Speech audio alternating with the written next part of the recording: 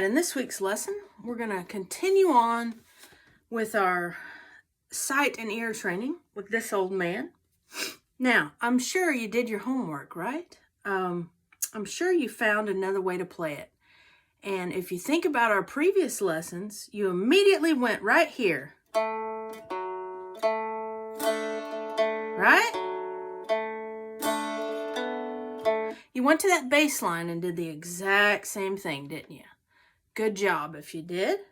If not, consider that. Remember that it's just an inversion and a mirror kind of, okay? This is a D string and this is a D string. So anything we do here, we can copy right here and give it another voice.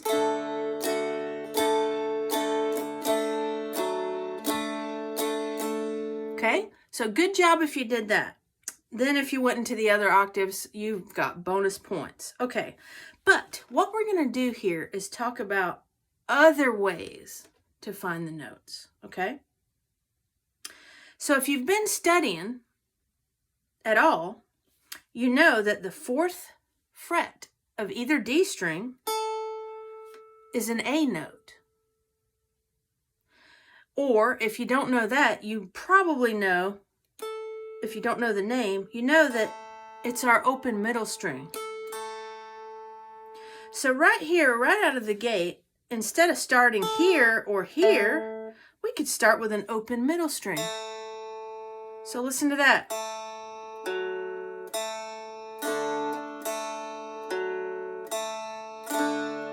All right, so that's something interesting. We can take that note right there and interchange it for an open middle string. So when we go up to 5, let's try to find that over here on the middle string, can we? So we went up a whole step from that A note, right? So likewise, if we go over here to the open middle string, if we just come here to the first fret, that's the same note. Okay, that's that B note. So we can use the 5th fret there. So that, what does that do for us? That takes our need to stretch or come all the way up here, takes it away. Now you might say, well, why would I want to do that? Okay, here's why. The farther you go into this game, the more you're going to want to go faster, the more you're going to want to vary things. And we want to make things easier on ourselves. And one way to do that, instead of having to come all this way, what if we just went right here? Okay, you see how I've got to come all the way up here versus I'm right here. So you see right here, I'm going to never go beyond that 3rd fret.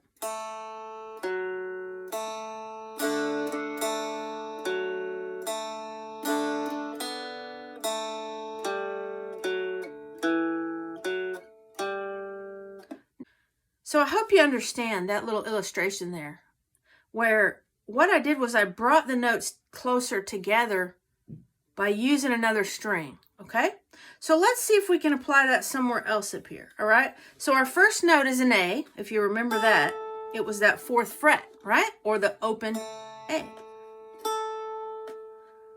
All right, so if I think about this, I can do this a number of ways. I can use my tuner down here to help me if I can't figure out where another A note is. But I can also use my noggin a little bit and apply some of these lessons we've already went through. If you remember what an octave is, remember this open is an A note, right? So our octave, that's an A note too, right? So what if we started right there? So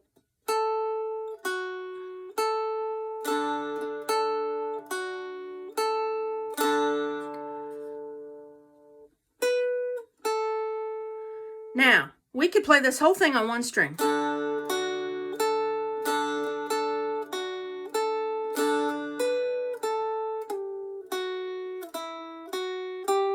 Right? We could play this whole thing on that A string.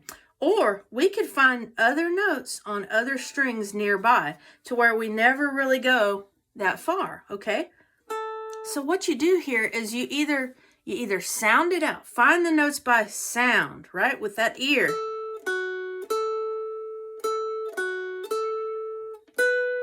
Find the notes by ear, or use your tuner to help you, or think about previous lessons where we did octaves, where we did other things, okay?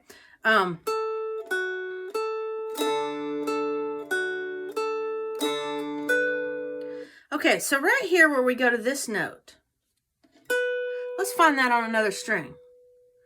All right, so how do we do that, Mandy? Well, we go up or down. Do you know? Well, if we come back here to our octave, we know we've got a D, A, D. This A is lower than this D. This D is lower than both of them, right?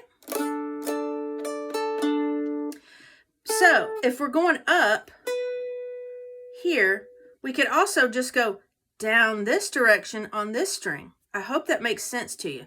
So what do? We find it. Well, it's not going to be directly below it. Is it going to be right here? That's clearly higher, right? So go down farther. That's not right either. It's not right. Bingo. Bingo, we got it, right? So we can replace this note for this note. Okay? And remember, this is our 5th fret here of our D string. And that is, if you remember, it's a B note, right? Because we want A, B, or there's the same note again. Remember? I hope this is starting to click a little bit for you. So we go like this.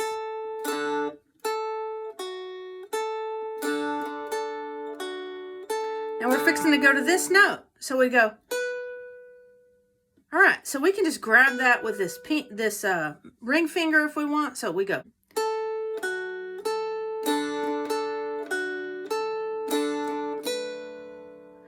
All right, so we hit that A note, and then remember it walks back down.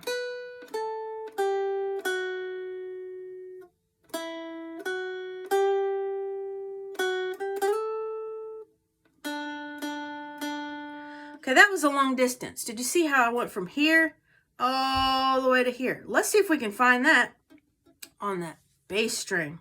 So we want to find this note on the bass string. Now, if you don't already know, use your tuner or count it up. Think about it. A, B, C sharp, D. That's a D note. Aha! Where do we know automatically where a D note is? Well, it's an either open melody or open bass. And remember I said, how about we try to find that up here on this string? So if it's an open, that also means that it's at the octave. That's also a D note. So let's replace this note here for this note here. All right. Back this up. Slow it down if I'm going too fast for you.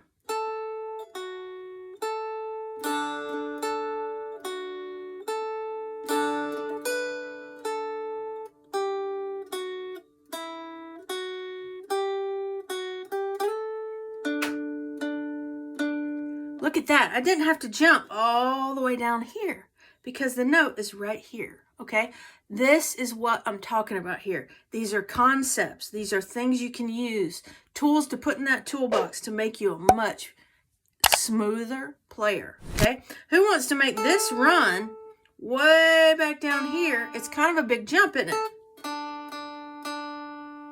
When you can just do it right here. Okay, so take this right here in this spot and do the rest of the song for me. So what have we learned here, okay? We're using that ear. The first lesson, we really concentrated on sight reading and our ear. Now we're going to go beyond that with our ear here, okay? And if you'll start doing this early on, it is a skill like everything else. The more practiced you are at it, the better you're going to get at it, okay? So work with it. Remembering it in your head to start out with gives you an advantage when you're trying to find it. So that's why we take these easy songs to begin with when we're starting this ear training and sight reading training. And the more you do this, the better you're going to get at it. I promise you, okay? You don't have to memorize your notes. You don't have to know that that's an A, but it is helpful. And I didn't ever in my learning, okay? I didn't do this. And it may be a disadvantage, it may be an advantage. I don't know. But I never wanted to sit there and study a chart of all the notes. Boring, right? So I do it on the board while I'm playing it, okay? I go, wow, what note is that? I can't remember. I'm an early beginner. I just don't remember what that note is. Well, look at this right here. You can use this as a learning tool. People don't realize that. They don't think about that.